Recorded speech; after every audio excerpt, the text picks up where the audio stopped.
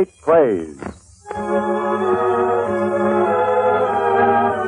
The National Broadcasting Company presents Great Plays, a series of famous plays selected to show the development of drama from the sunrise performances in ancient Athens down to the contemporary theater. Today, Mr. Walter Hampton will recreate one of his most successful interpretations when he plays Mr. Burns Mantle, outstanding American drama critic, and known throughout the country for his yearly volume of Broadway's best plays, will act as commentator. Ladies and gentlemen, Mr. Burns Mantle. Today, my fellow playgoers, we come to another of the Shakespearean tragedies. Othello belongs to the dramatist's third period. It came 2 years after Hamlet and was followed by King Lear and Macbeth. All three plays, somber in character, powerful in their tragic impact, reflect the settled melancholy that pervaded England at the time of their writing. It was a particularly sad time for Shakespeare. His friend had died in 1603. The flabby James of Scotland was wobbling about upon the throne of England and making rather a sorry mess of things. For the better part of 2 years, Shakespeare was too unhappy to write anything.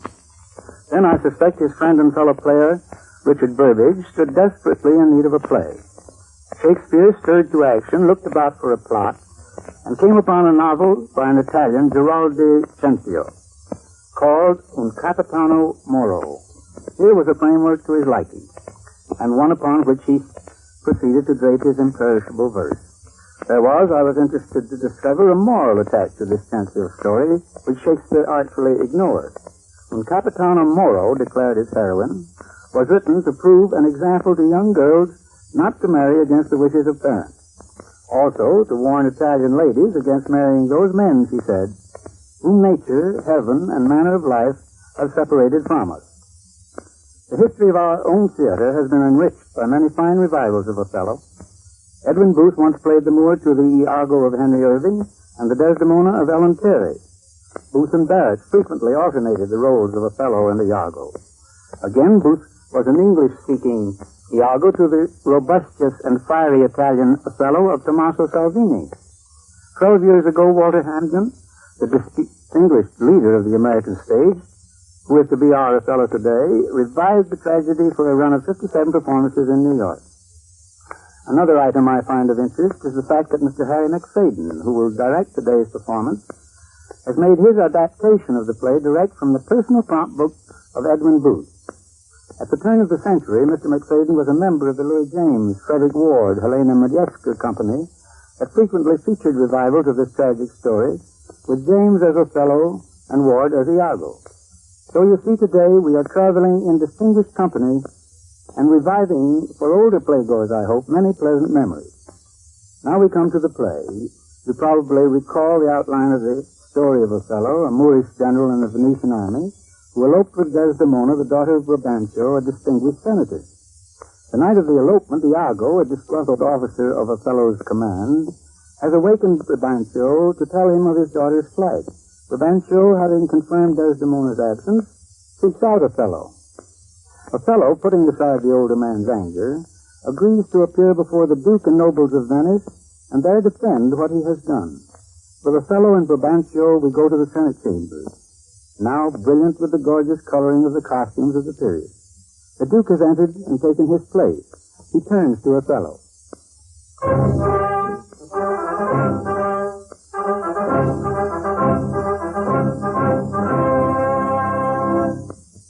Valiant Othello, we must straight employ you against the general enemy Ottoman.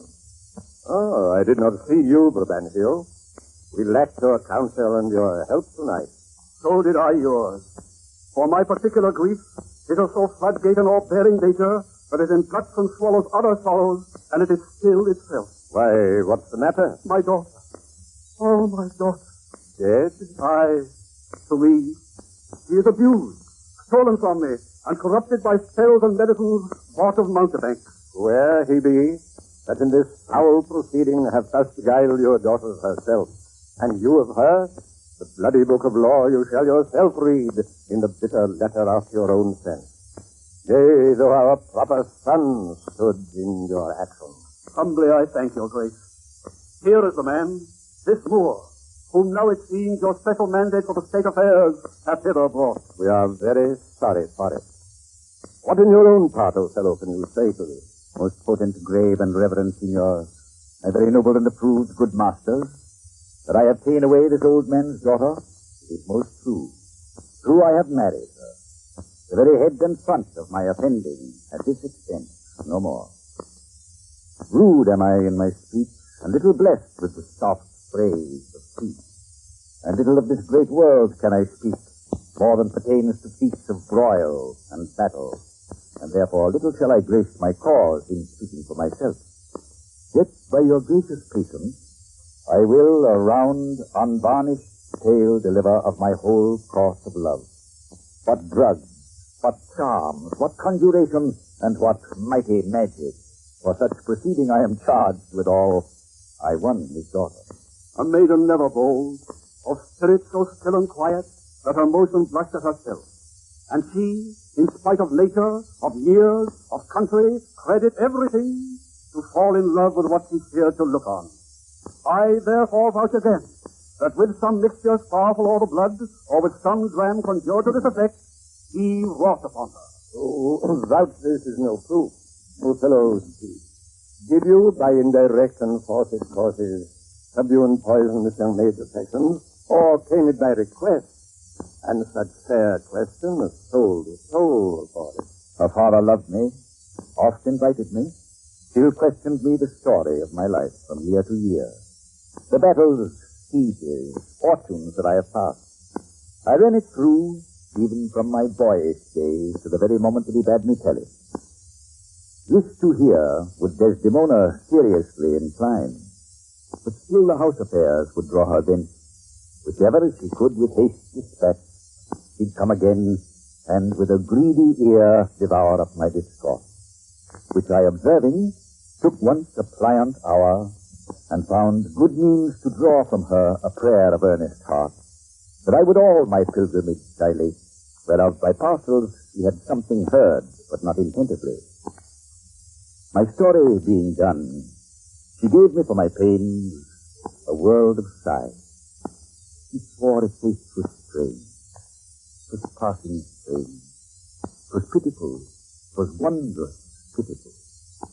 She wished she had not heard it, yet she wished that heaven had made her such a man.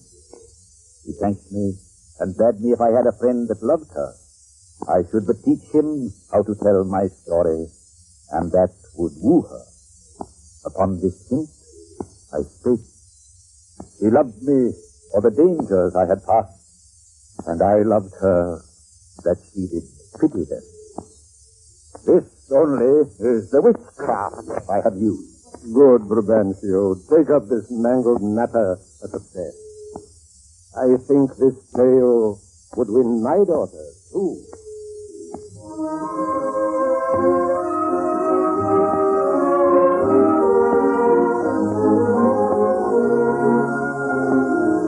We have come late at night to a fortified seaport town in the island of Cyprus. Before a castle occupied by Othello and Desdemona, several soldiers are gathered. Michael Cassio, who has been plied with wine by Iago, rushes, sword drawn, from a nearby inn, driving Roderigo before him.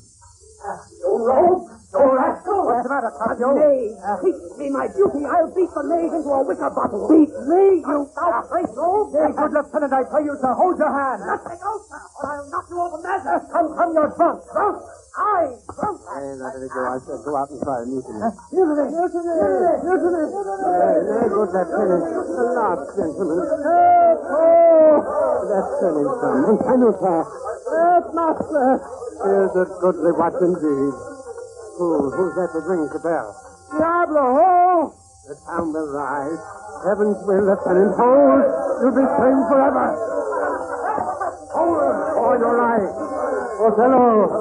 General, For Christian shame, but why this barbarous brawl? He that stirs next to carve his own rage holds his soul light. He dies upon his bosom. Silence! That gentle bell! It strikes the isle from her propriety. Honest Iago, that looks dead with grieving, speak. Who began this? On thy love, I charge. I do not know. friends, all but now. Even now in quarter and in term, like bride and groom divesting them for bed. And then but now, swords out and tilting, one at other stretched in opposition bloody. I cannot speak any beginning to this treaty odds, and would in action glorious I had lost these legs that brought me to a part of it. How comes it, Michael? You are thus forgot. I pray you, pardon, I cannot speak. Worthy Montano, you were once civil.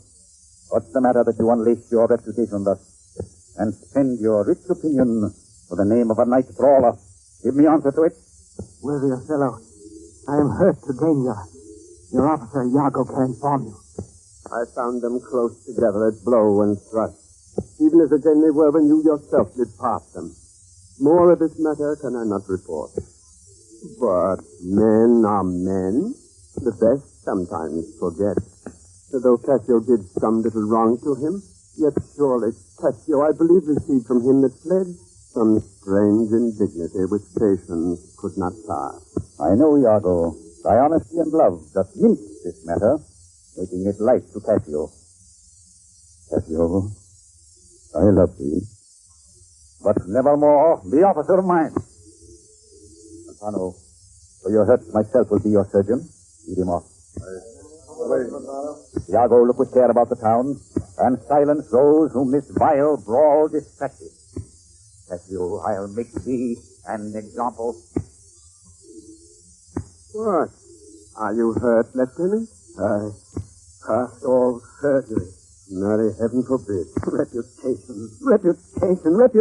Oh, I've lost my reputation. I've lost the immortal part of myself, and what remains is bestial. My reputation, Iago, my reputation. As I'm an honest man, I thought you'd receive some bodily wounds. There is more offense in that than in reputation. Oh, that men should put an enemy into their mouths to steal away their brains. Come. Good wine is a very good familiar creature if it be well used. And good lieutenant, I think you think I love you. I have well approved it, sir. I, drunk. You or any man living may be drunk at some time, man. I'll tell you what you do. Our general's wife is now the general. Confess yourself freely to her. Importune her. She'll have to put you in your place again. She's up so free, so kind, so apt, so blessed a disposition. She holds it a vice in her goodness not to do more than she requests. You advise me well. I protest in the sincerity of love and honest kindness. I think it freely. And betimes in the morning I will beseech the virtuous Desdemona to undertake for me. I am desperate of my fortunes if they check me here. You're in the right. Good night, lieutenant. Good night, honest Iago. And what he then that says I play the villain? To counsel Cassio to this parallel course directly to his good. Divinity of hell. When devils will the blackest sins put on, they do suggest it first with heavenly souls, as I do now. For while this honest fool plies Desdemona to repair his fortune, and she for him pleads strongly to the Moor, I'll pour pestilence into his ear, lest he repeel him for her wantonness. So will I turn her virtue into pit, and out of her own goodness make the nest that shall enmeshed them all. Two things are to be done. My wife must move for Cassio to her mistress. I'll set her on. Myself the while to draw the Moor apart and bring him jump when he may Cassio find soliciting his wife. Aye, that's the way. Dull not device by coldness and delay.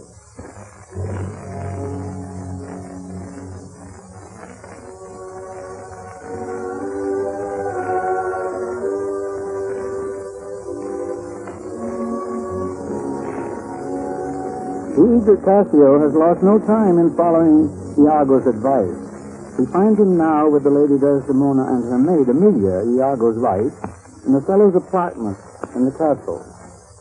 Be thou assured, good Cassio, I will do all my abilities in thy behalf. Good madam, do.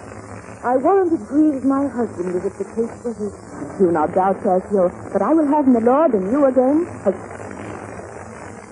friendly as you were. Bounteous, madam. And you well assured, he shall in strangeness stand no further off than in a politic distance. Aye, but, lady, that policy may either last so long that I, being absent and my place supplied, my general will forget my love and service. I do not doubt that. Before Amelia here, I give thee warrant of thy place. Assure thee, if I do vow a friendship, I'll perform it to the last article. The Lord shall never rest. Never be merry, Cassio, for thy solicitor shall rather die than give thy cause away. Madam, here comes my lord. Madam, I'll take my leave. Why, stay and hear me speak. Madam, not I. I'm very ill at ease. Unfit for mine own purpose. Well, do your discretion. Farewell, madam. I like not that. What thou say, Iago? Nothing, my lord. Or if... I know not what. Was not that Cassio that parted from my wife? Cassio, my lord? No, sure I cannot think it. That he would steal away so guilty-like, seeing you coming. I do believe 'twas he. Now, my lord. I have been talking with a suitor here, a man that languishes in your displeasure. Who is it you mean? Why, your Lieutenant Cassio. Good, my lord, if I have any grace or power to move you, his present reconciliation take. For if he be not one that truly loves you, that errs in ignorance and not in cunning, I have no judgment in an honest face. I prithee, call him back. Went he hence now? Ay, sooth, so humble that he hath left part of his grief with me to suffer with him. Good, love, call him back. Not now, sweet Desdemona. Some other time. But shall be shortly? The sooner, sweet, for you. Shall be tonight at supper. No, not tonight. But tomorrow dinner, then. I shall not dine at home. I meet the captains at the Citadel. Why, then tomorrow night, or Tuesday morn, or Tuesday noon, or night, or Wednesday morn. I prithee, name the time. Prithee no more. Let him come when he will. I will deny thee nothing. Whereon I do beseech thee, grant me this, to leave me but a little to myself. Shall I deny you? No. Farewell, my lord. Amelia, come. Excellent wretch. Perdition catch my soul, but I do love thee. And when I love thee not, chaos is come again. My noble lord. What dost thou say, Iago? Did Michael Cassio, when you wooed my lady, know of your love? He did, from first to last. Why dost thou ask? But for the satisfaction of my thought. No further harm. Why of thy thought, Iago? I did not think he had been acquainted with her. Oh, yes, and went between us very oft. Indeed. Indeed, aye, indeed. Discernst thou aught in that? Is he not honest? Honest, my lord? Honest, aye, honest. My lord, for aught I know. What dost thou think? Think, my lord? Think, my lord? By heaven, he echoes me, as if there were some monster in his thought, too hideous to be shown. Thou dost mean something. If thou dost love me, show me thy thought. My lord, you know I love you. I think thou dost. And for I know thou art full of love and honesty, and waste thy words before thou givest them breath. Therefore these stops of thine fright me the more. For such things in a false, disloyal knave are tricks of custom. But in a man that's just, they are close relations working from the heart that passion cannot rule. For Michael Cassio, I dare be sworn, I think that he is honest. I think so, too. Men should be what they seem, or those that be not, would they might seem none. Certain men should be what they seem. Why, then, I think Cassio's an honest man. Nay, yet there's more in this. I prithee, speak to me as to thy thinking, as thou dost ruminate, and give thy worst of thoughts, the worst of words. Good my lord, pardon me. Thou dost conspire against thy friend Iago, if thou but thinkst him wrong, and makest his ear a stranger to thy thought. I do beseech you, it were not for your quiet, nor your good, nor for my manhood, honesty, nor wisdom, to let you know my thought. What dost thou mean? Good name, in man or woman, dear my lord, is the immediate jewel of their souls. Who steals my purse, steals trash. 'Tis something, nothing. 'Twas mine, 'tis his, and has been slave to thousands. But he that filches from me my good name robs me of that which not enriches him, and makes me poor indeed. By heaven, I'll know thy thought. You cannot, if my heart within your hand, nor shall not, while 'tis in my custody. Huh? Oh, beware, my lord, of jealousy. It is the green-eyed monster which doth make the meat it feeds on. Good heaven, the souls of all my tribe defend from jealousy. Why is this? Thinkst thou I'd make a life of jealousy, to follow still the changes of the moon with fresh suspicions? No. To be once in doubt is once to be resolved. It is not to make me jealous to say my wife is fair, feeds well, loves company, is free of speech, sings, plays, and dances well. Where virtue is, these are more virtuous. Nor from mine own weak merits will I draw the smallest fear or doubt of her revolt. For she had eyes and chose me. No, Iago, I'll see before I doubt. When I doubt, prove. And on the proof, there is no more but this. Away at once with love or jealousy. I am glad of this, for now I shall have reason to show the love and duty that I bear you with franker spirit. I speak not yet of proof. Look to your wife.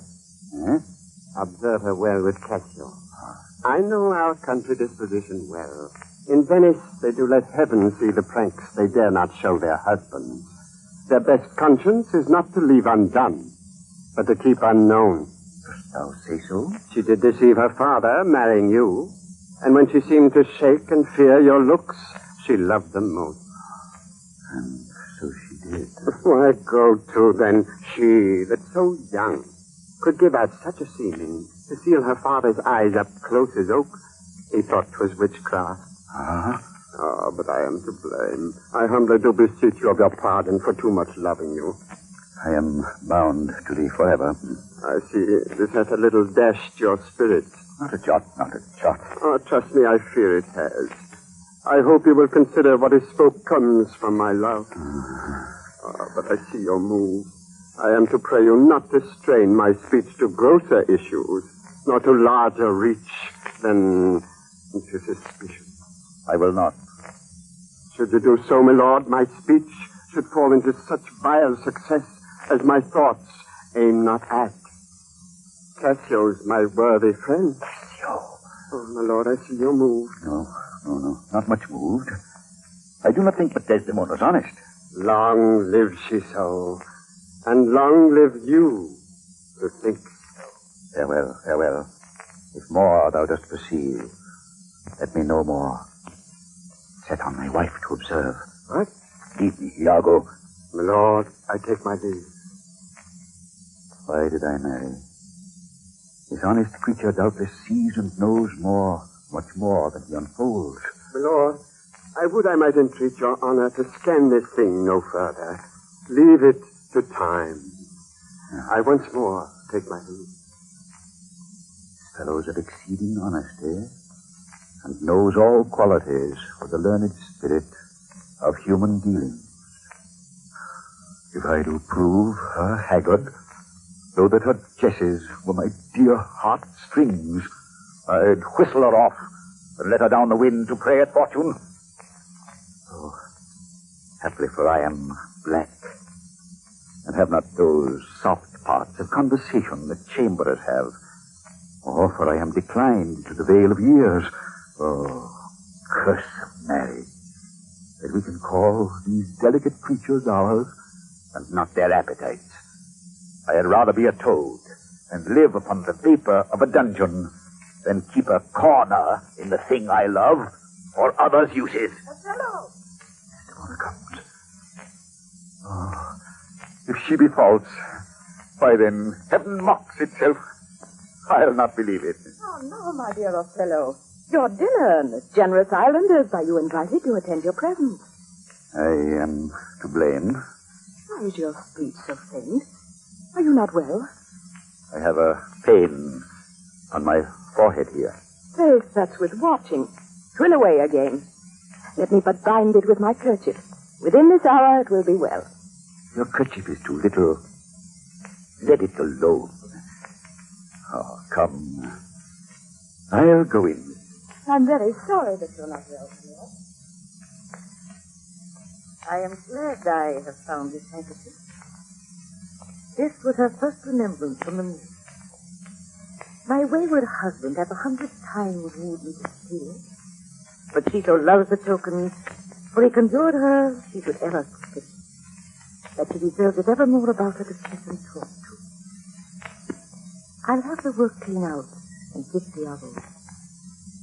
What he will do with it, heaven knows, not I. I, nothing but to please his fantasy. Oh, no. What do you here alone? Do not you chide. I have a thing for you. What will you give me now for that same handkerchief? What handkerchief? What handkerchief? Why, that the Moor first gave to Desdemona. That which you so often did bid me steal. Has stolen it from her? No. But he let it drop by negligence, and to the advantage I, being here, took up. Look, here it is. Ah, good wench. Give it me. What will you do with it? That you have been so earnest to have me filched? Ah, what's that to you? Give it me. If he not for some purpose of import get me again. Poor lady. She'll run mad when she shall let it. Do you not know now? I have use for it.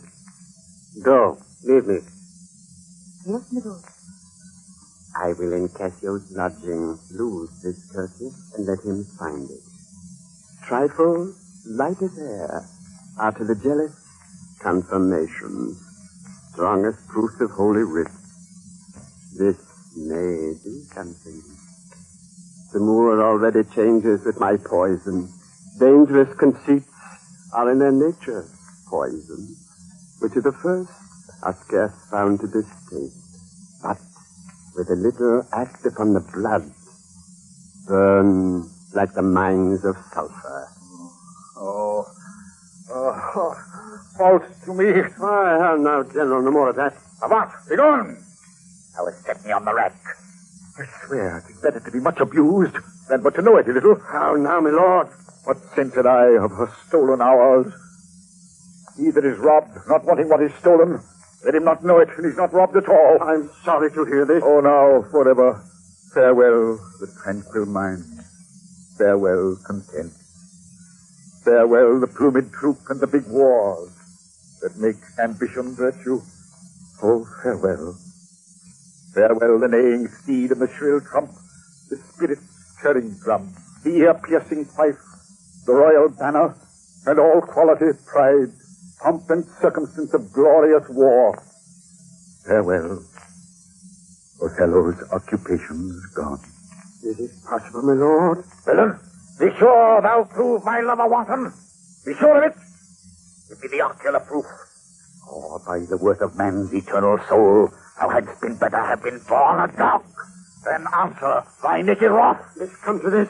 Let me see it, or at least so prove it, that the probation bear no hinge nor loop to hang a doubt on, or woe upon thy life. My noble lord! Thou dost slander her and torture me. Never pray more. Abandon all remorse. For nothing canst thou to damnation add. Greater than that. Oh, grace! Oh, heaven, defend me! Are you a man? Have you a soul or sense? God be with you. Take mine office. Oh, wretched fool that lives to make thine honesty a vice. I thank you for this profit. And from hence I love no friend. This love breeds such offense. Stay. Thou shouldst be honest. I should be wise. For honesty's a fool, and loses that it works for. By the word, I think my wife be honest. I think she is not. I think that thou art just, and think thou art not. I'll have some proof. Her name, that was as fresh as Dian's visage, is now begrimed and black as mine own face. Would I were satisfied. I see, sir, you are eaten up with passion. I do repent me that I put it to you. You would be satisfied? Would, nay, I will. And may. But how? Oh. If imputation and strong circumstances, which lead directly to the door of truth, will give you satisfaction, you may have. Give me a living reason she's disloyal. I do not like the office. But since I'm entered in this cause so far, pricked to it by foolish honesty and love, I will go on.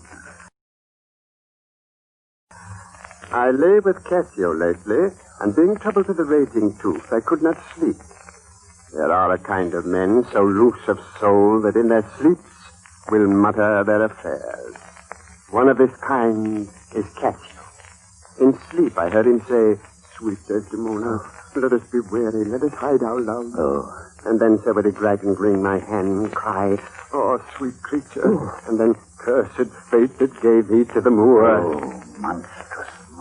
Nay, this was but his dream. But this denoted a foregone conclusion. It is a shrewd doubt, though it be but a dream, and this may help to thicken other proofs that do demonstrate thinly. I'll tear her all to pieces. Nay, but be wise.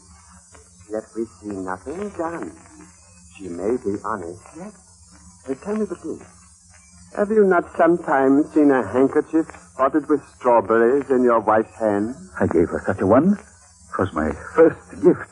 I know not that, but such a handkerchief, I am sure it was your wife. Did I today see Cassio wipe his beard with?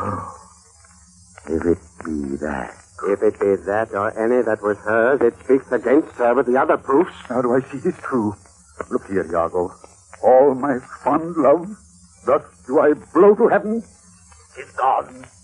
Arise, black vengeance from thy hollow hell. Yield up, O love, thy crown and hearted throne, to tyrannous hate. Well, bosom with thy fraught, but tis a mask tongue. Be content. Blood, Iago, blood! I say your mind may change. Never, Iago. Now, by yon marble heaven, in the due reverence of a sacred vow, I here engage my words. Do not rise yet. Witness, you ever-burning lights above, you elements that clip us round about. Witness that here Iago doth give up the execution of his wit, hands, heart, to wrong the fellow's service. I greet thy love, not with vain thanks, but with acceptance bounteous, and will upon the instant put me to it. Within these 3 days, let me hear thee say that Cassio's not alive. My friend is dead. She's done at your request. But let her live. Damn her! Use me so! Damn her! Damn her! Come, go with me apart. I will withdraw to furnish me with some swift means of death for the fair devil. Now, art thou my lieutenant? I am your own forever.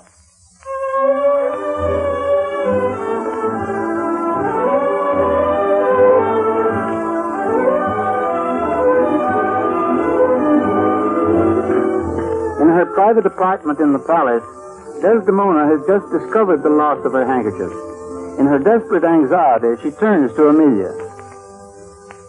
Where should I lose that handkerchief, Amelia? I know not, madam. Believe me, but my noble Moor is true of mind and made of no such baseness as jealous creatures are. 'Twere enough to put him to ill thinking. Is he not jealous? Who, he?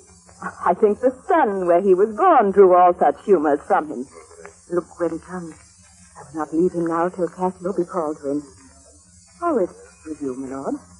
Well, my good lady, how is it with you, Desdemona?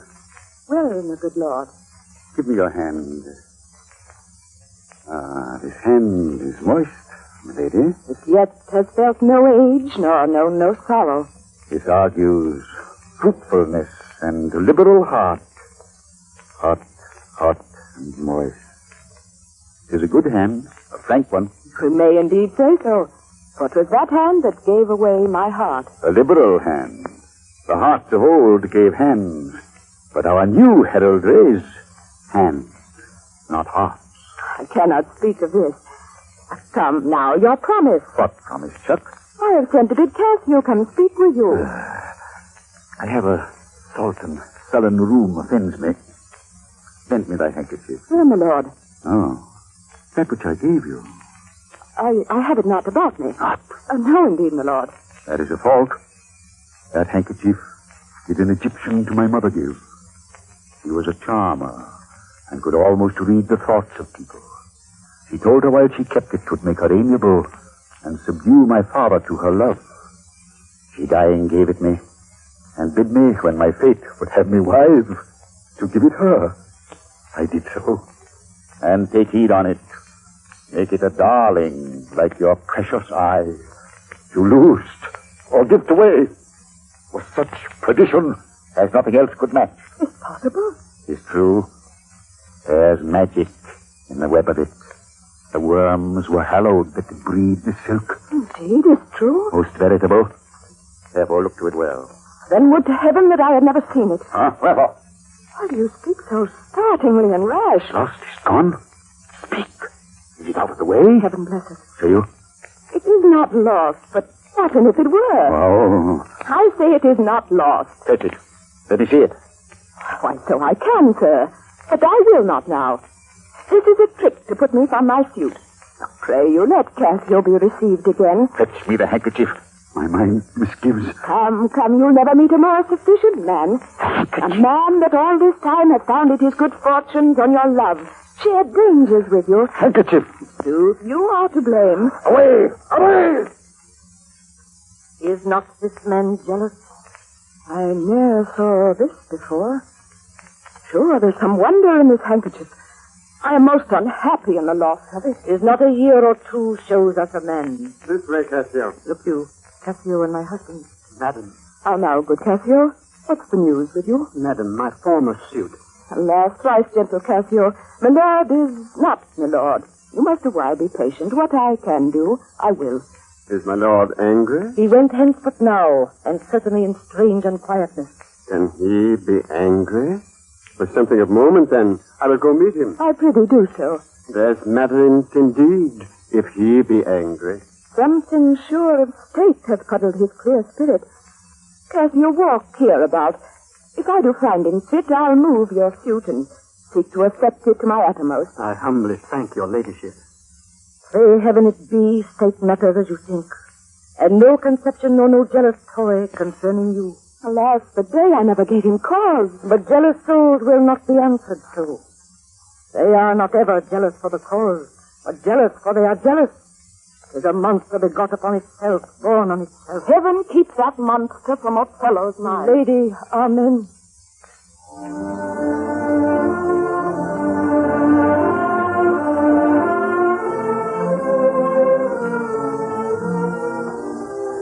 Othello's jealousy now has complete hold upon him.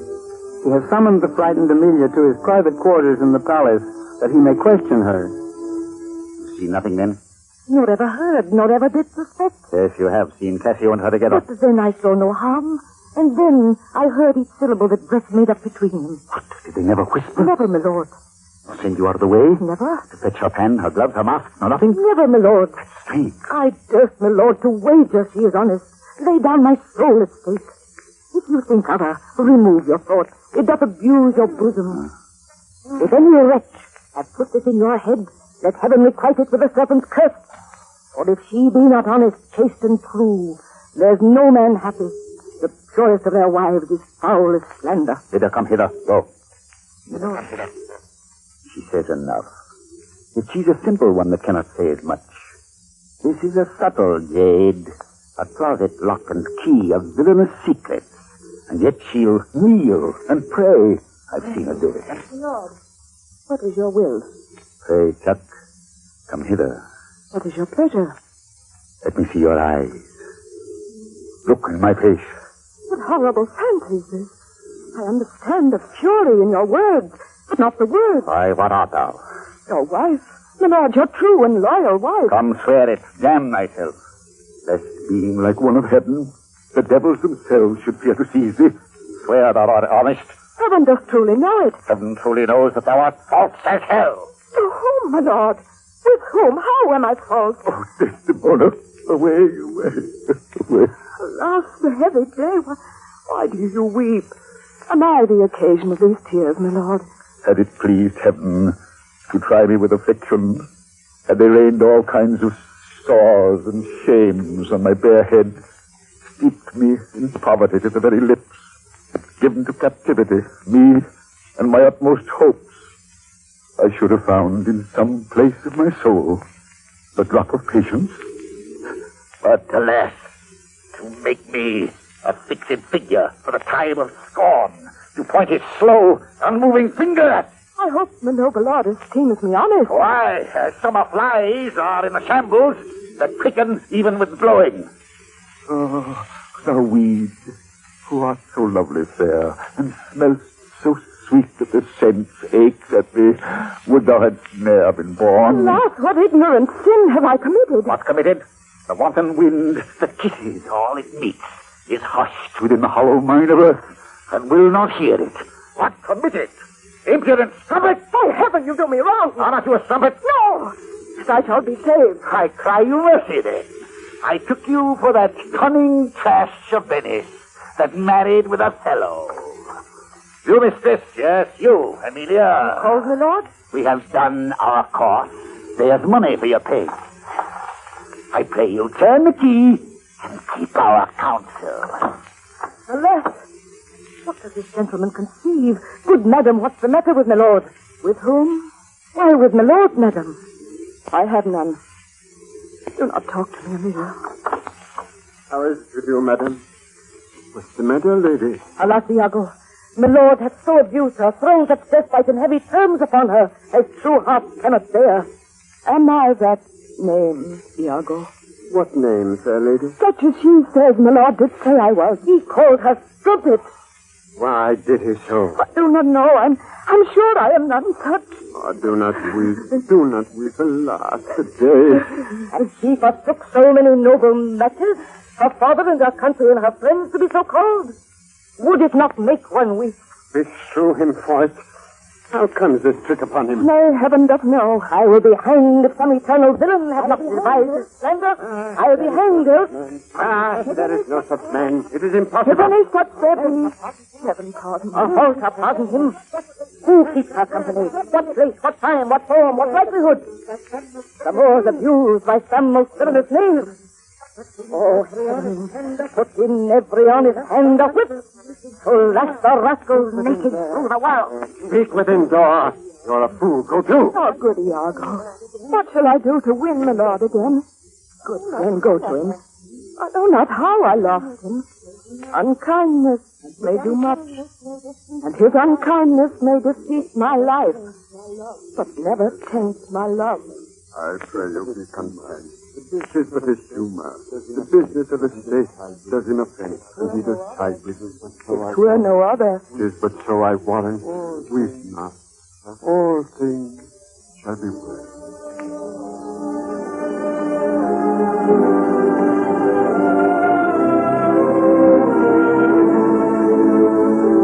The bedchamber of Desdemona is a vaulted room. It is midnight. Upon a canopied bed, its rich drapery is thrown back. We see the sleeping Desdemona. The door is softly opened, and Othello enters. He carries a lighted candle. Desdemona stirs restlessly in her sleep as Othello stands above her. It is the cause. It is the cause, my soul. Let me not name it to you. You chaste stars. It is the cause. Yet I'll not shed her blood, nor scar that whiter skin of hers than snow, and smooth as monumental alabaster. Yet she must die, else she'll betray more men. Put out the light. And then put out the light. If I quench thee, thou flaming minister, I can again my former light restore, should I repent me. But once put out thy light, thou cunning pattern of excelling nature, I know not where is that Promethean heat that can thy light relume. When I have plucked the rose, I cannot give it vital growth again. It needs must wither. I'll smell it on the tree. Oh, balmy breath, that dost almost persuade justice to break her sword. One more. Oh, be thus when thou art dead, and I will kill thee and love thee after. One more. It's the last. Who's there? Othello? Aye, Desdemona. Have you prayed tonight, Desdemona? I'm not. If you bethink yourself of any crime, unreconciled as yet to heaven and grace, solicit for its fate. Alack, my lord. What may you mean by that? I'll do it, and be brief. I will walk by. I would not kill thy unprepared spirit, no heaven forfend. I would not kill thy soul. Talk you of killing. I do. And heaven have mercy on me. Amen, with all my heart. If you say so, I hope you will not kill me. Yet I fear you. You are fatal when your eyes roll so. Why, I should fear, I know not, since guiltiness I know not. But yet I feel I fear. Think on thy sin. They are loves I bear to you. Aye, and for that thou diest. That death's unnatural that kills for loving. I ask, why gnaw you so your nether lip? Some bloody passion shakes your very frame. Peace, and be still. I will so. What's the matter? That handkerchief, which I so loved and gave thee, thou gavest to Cassio. No, by my life and soul. Send for the man and ask him. Sweet soul, take heed of perjury. Thou art on thy deathbed. Aye, but not yet to die. Yes, presently.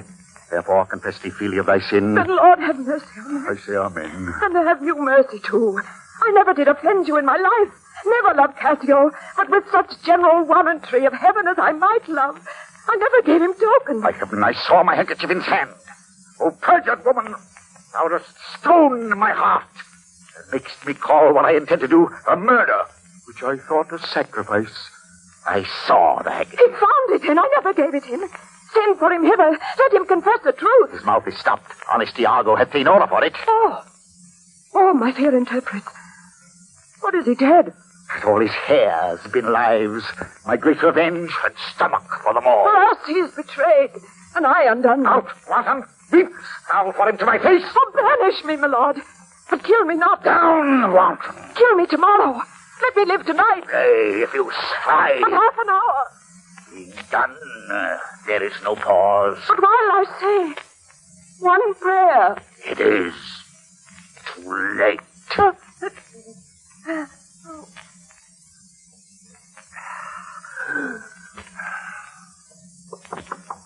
I'm dead. I'm yet quite dead. I that am cruel and yet merciful. I would not have thee linger in thy pain. So. My lord! Who's there?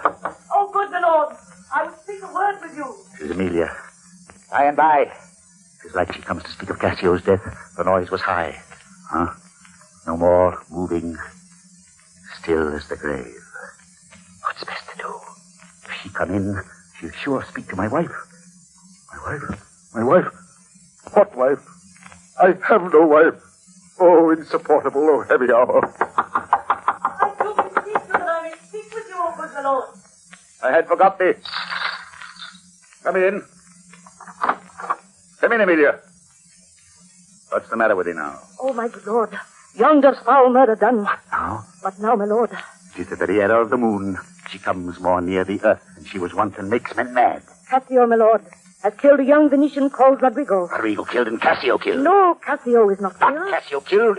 Then murder's out of tune, and sweet revenge grows harsh. Oh, sleep.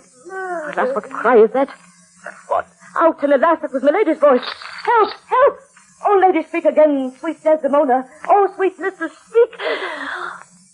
A guiltless death I die. Who hath done this? Nobody, I myself. Farewell. Commend me to my kind Lord. Oh, farewell. Why, how should she be murdered? Alas, who knew? You heard her say herself it was not I. She said so. I must needs report the truth. She's like a liar gone to burning hell. False, I that killed her. Ah! The more angel she, and you the blacker devil. She was false as water. Thou art rash as fire to say that she was false. She was heavenly true. Oh, I was damned beneath all depth in hell. But that I did proceed upon just grounds to this extremity. My husband knew it all. My husband? My husband. That she was false to wedlock? I with Cassio. My husband? What needs this iteration, woman? I say thy husband. Dost understand the word? My friend, thy husband, honest Iago. If he say so, may his pernicious soul rot half a grain a day. He lies to the heart. He was too fond of her most filthy bargain. Do thy worst. If she of thine is no more worthy heaven than thou wast worthy her. Peace, your best. Thou hast not half the power to do me harm, as I have to be hurt. Oh, gull, oh, dolt, as ignorant as dirt. Thou hast done a deed I care not for thy sword. I'll make thee known, though I lost 20 lives. Help! Help, oh, help! The Moor has killed my master! Murder! Murder! My mistress! Here lies murdered in her bed. What is it? Oh! Are you come, Iago? You have done well, that men must lay their murders on your neck. Disprove this villain if thou be'st a man. He says thou told him that his wife was false. I know that thou didst not. Thou art not such a villain. Speak, for my heart is full. I told him what I thought, and told no more than what he found himself was apt and true. But did you ever tell him she was false? I did. You told a lie. An odious, damned lie. She false with Cassio? Did you say with Cassio? With Cassio, mistress. What, you mad? I charge you get you home. Good gentlemen, let me have leave to speak. It's proper I obey him, but not now. But Santiago, I will ne'er go home. Nay, lay thee down and roar, for thou hast killed the sweetest innocence that ever did lift up eye. I saw the handkerchief in her hand, which I first gave to her, an antique token my father gave my mother. Oh, heaven! Oh, heavenly powers! That handkerchief thou speakest of I found by fortune and give my husband. For often with a solemn earnestness he begged of me to steal it. Yes, Elias! Kill Amelia! After him! Take villain! Take this weapon which I have here recovered from the Moor, and guard the door without. Let him not pass, but kill him rather. I'll after that same villain. Moor, she was chaste. She loved thee, cruel Moor. So come my soul to bliss as I sleep. So sleeping as I think, I die. I die. I have another weapon in this chamber. It is a sword of Spain, the ice brook's temper. Oh, here it is. Uncle, I must come forth. If thou canst, it will cost thee dear. Thou hast no weapon, and the force must suffer. Look in upon me then and speak with me. For naked as I am, I will assault thee. Behold, I have a weapon. A better never did itself sustain upon a soldier's thigh.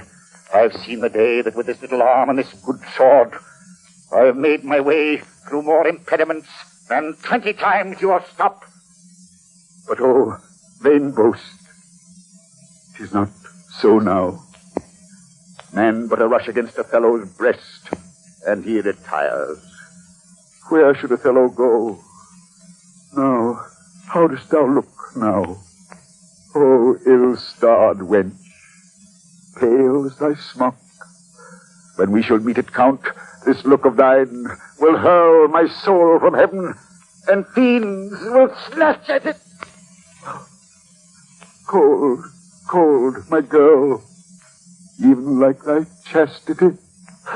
Oh, curse it, cursed slave!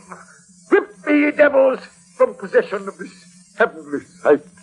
Blow me about in winds, roast me in sulphur, wash me in steep down gulfs of liquid fire. Oh, Desdemona, dead, Desdemona. Where is this rash and most unfortunate man? That's he that was Othello. Here I am. Where is that viper? Bring Iago forth. I look down toward his feet, but that's a fable. If thou be'st a devil, I cannot kill thee. I bleed, sir, but I'm not killed. I am not sorry neither. I had thee live, for in my sense, 'tis happiness to die. Oh, thou old fellow, that were once so good, fallen in the practice of a cursed slave. What shall be said to thee? Why, anything. An honorable murderer, if you will, for naught I did in hate, but all in honor. This wretch hath part confessed his villainy. Did you and he consent in Cassio's death? Aye, Dear General, I never gave you cause. I do believe it, and I ask your pardon. Will you, I pray, demand that demi-devil why he hath thus ensnared my soul and body? Demand me nothing. What you know, you know. From this time forth, I never will speak word. Well, thou dost best. How came you, Cassio, by that handkerchief that was my wife's? I found it in my chamber, and he himself confessed but even now that there he dropped it for a special purpose which brought to his desire. Oh, fool, fool, fool. Oh. Othello, you must forsake this room and go with us. Your power and your command is taken off, and Cassio rules in Cyprus. Come, away. Soft you. A word or two before you go. I have done the state some service, and they know it. No more of that. I pray you, in your letters, when you shall these unlucky deeds relate, speak of me as I am. Nothing extenuate, nor set down aught in malice. Then must you speak of one that loved, not wisely, but too well. Of one not easily jealous, but being wrought, perplexed in the extreme. Of one whose hand, like the base Judean, threw a pearl away richer than all his tribe. Of one whose subdued eyes, albeit unused to the melting mood, drop tears as fast as the Arabian trees, their medicinal gum. Set you down this, and say, besides, that in Aleppo once, where a malignant and a turbaned Turk beat the Venetian and produced the state, I took by the throat the heathen dog and smote him thus. Oh, Desdemona, I kissed thee ere I killed thee. No way but this, killing myself, to die upon here.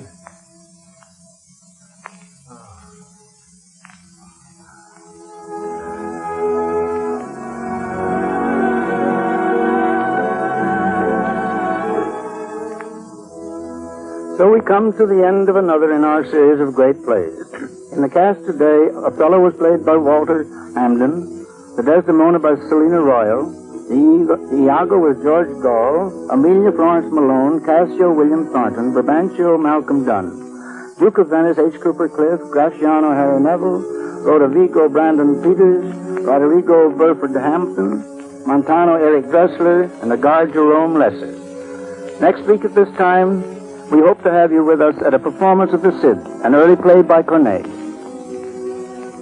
Your commentator was Burns Mantle, well-known American dramatic critic. The adaptation of the play was made by Harry MacFadyen, who also directed the performance. The music was especially arranged for the play by Joseph Haunty. The Great Plays series, under the supervision of Blevins Davis, is an educational feature of the National Broadcasting Company. A study manual, Part 1, giving complete background material for the Great Plays, is available to our radio audience at the cost of 10 cents. Send coin or money orders to the National Broadcasting Company in care of Great Plays, Radio City, New York. Consult your local library for reading material on the remaining Great Plays of the series.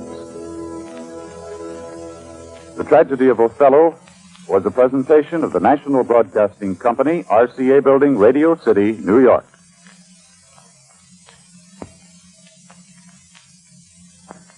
Mm-hmm.